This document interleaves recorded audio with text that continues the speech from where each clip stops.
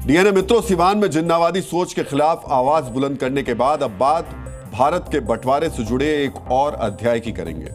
बंटवारे के इस अध्याय में जिन्ना और वायसराय लॉर्ड माउंटबेटन के साथ साथ देश में सबसे लंबे समय तक शासन करने वाली पार्टी कांग्रेस का नाम भी है। देश के विभाजन के लिए मोहम्मद अली जिन्ना और लॉर्ड माउंटबेटन के साथ साथ कांग्रेस को भी जिम्मेदार ठहराया गया है।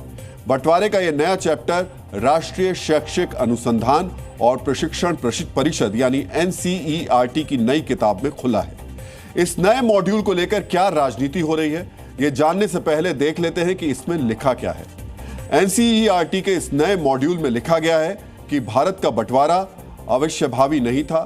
ये ऐसी घटना नहीं थी जिसे रोका नहीं जा सकता था। ऐतिहासिक दृष्टि से भारत विभाजन के लिए 3 तत्व जिम्मेदार थे, यानी जिन्ना, कांग्रेस और माउंटबेटन।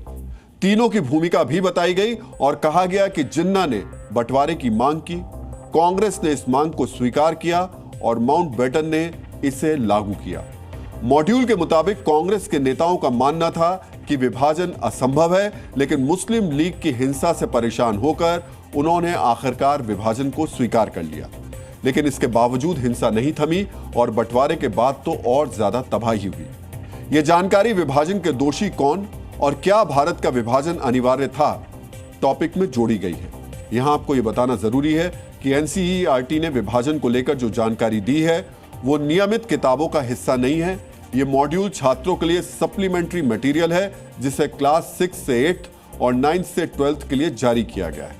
यह मॉड्यूल देश के विभाजन की विभीषिका पर आधारित है, जिसे 2 दिन पहले यानी 14 अगस्त को देश मना चुका है। मॉड्यूल में विभाजन की पूरी पृष्ठभूमि भी बताई गई है। देश का विभाजन किन परिस्थितियों में हुआ वो भी इस मॉड्यूल में बताया गया है। लेकिन पहले इस मॉड्यूल को लेकर राजनीतिक प्रतिक्रियाएं जान लीजिए। पक्ष और विपक्ष का क्या कहना है ये सुन लीजिए। आग लगा दीजिए इस किताब को। ये हिंदू महासभा और मुस्लिम लीग की जुगलबंदी से पार्टीशन हुआ है। इतिहास के अगर सबसे बड़े विलेन कोई है तो राष्ट्रीय स्वयंसेवक संघ है। ये कहना गलत नहीं होगा कि जिन्ना और राहुल, इनकी सोच एक जैसी और एक दूसरे का पर्याय ये बन चुके हैं।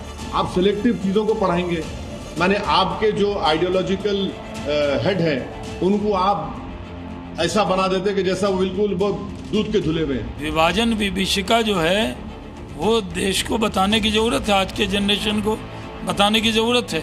इसलिए बहुत अच्छा किया NCERT ने इसमें इसको डाला है। और कांग्रेस जिम्मेदार रहेगी क्योंकि कांग्रेस का नेतृत्व था और विभाजन कोई नहीं चाह रहा था। इतिहास का ई नहीं पता इनको, हिस्ट्री का एच नहीं पता इनको, तो अपना बोलते रहें जो बोलना है, इसका कोई मतलब थोड़ी है। आपको हर सब्जेक्ट को बिल्कुल भारतीय जनता पार्टी का मुखपत्र बना देना तो बनाइए। अब कांग्रेस को नहीं गांधी को गुनहगार मान रहा, समझ गए? ये लोग हैं, कहते हैं ना फलाने के हाथ में नारियल। इतिहास इस तरह के टेम्परिंग से नहीं बदलेगा।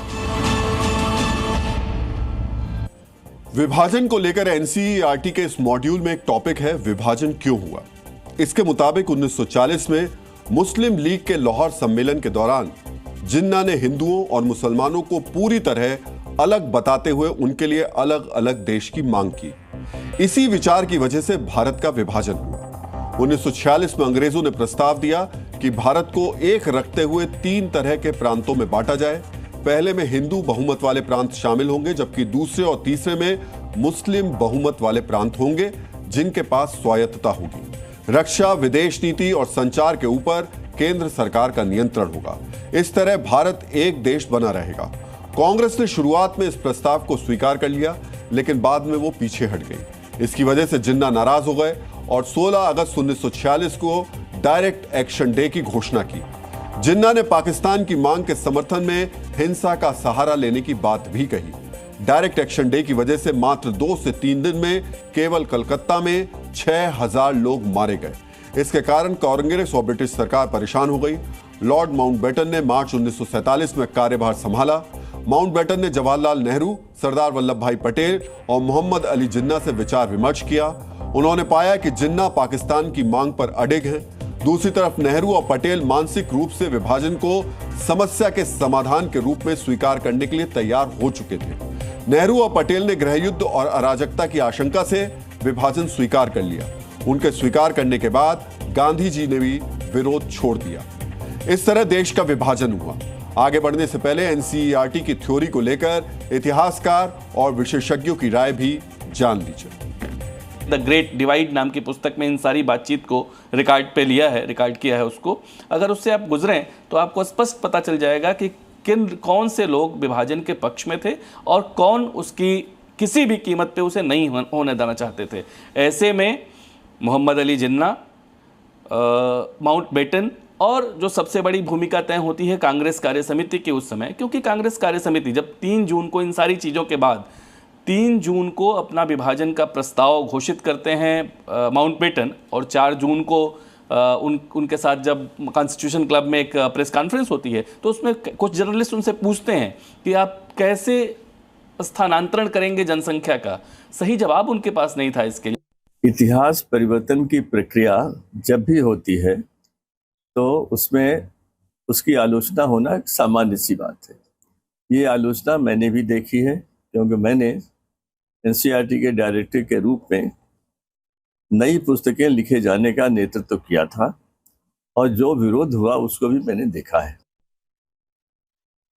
एनसीईआरटी के मॉड्यूल में पंडित जवाहरलाल नेहरू के एक भाषण का जिक्र भी किया गया है, जिसमें उन्होंने विभाजन को स्वीकार किया था। जुलाई 1947 में अपने भाषण में पंडित नेहरू ने कहा था, हम ऐसे मोड़ पर आ पहुंचे हैं जहां या तो हमें विभाजन स्वीकार करना होगा या निरंतर झगड़े और अराजकता का सामना करना होगा।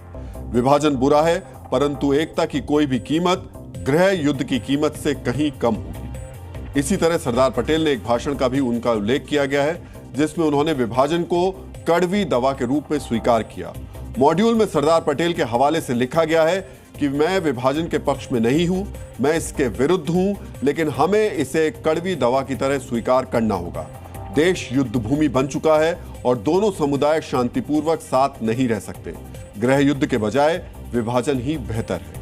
किताब में देश के विभाजन को लेकर अंग्रेजों की राय के बारे में भी बताया गया है। आमतौर पर विभाजन के लिए जिन्ना के बाद सबसे ज्यादा अंग्रेजों को जिम्मेदार ठहराया जाता है, लेकिन एनसीईआरटी के मॉड्यूल में अंतिम वॉइसराय लॉर्ड माउंटबेटन का भी एक पक्ष बताया गया है, जिसमें वो खुद को बेकसूर मानते हैं। 70 के दशक में लेखक लैरी कॉलिंस और डोमिनिक लैपियर से बातचीत में लॉर्ड माउंटबेटन ने कहा था, मैंने भारत का विभाजन नहीं किया। विभाजन की योजना भारतीय नेताओं द्वारा पहले ही स्वीकार की जा चुकी थी। मेरा कार्य उसे यथासंभव शांतिपूर्ण ढंग से क्रियान्वित करना था। मैं जल्दबाजी के लिए दोष स्वीकार करता हूं, परंतु बाद में हुई हिंसा का दोष नहीं, उसका उत्तरदायित्व भारतीयों पर था। एनसीईआरटी के मॉड्यूल में आगे यह भी लिखा गया है कि देश के विभाजन के बाद भी सांप्रदायिक राजनीति वैसी ही बनी रह गई। इसकी वजह से भारत को आज भी बाहरी दुश्मनों और भीतरी सांप्रदायिक विभाजन दोनों से जूझना पड़ता है। वही संदेह, द्वेष और दुश्मनी की भावना आज भी जीवित है, जो उस समय विभाजन का कारण बनी थी।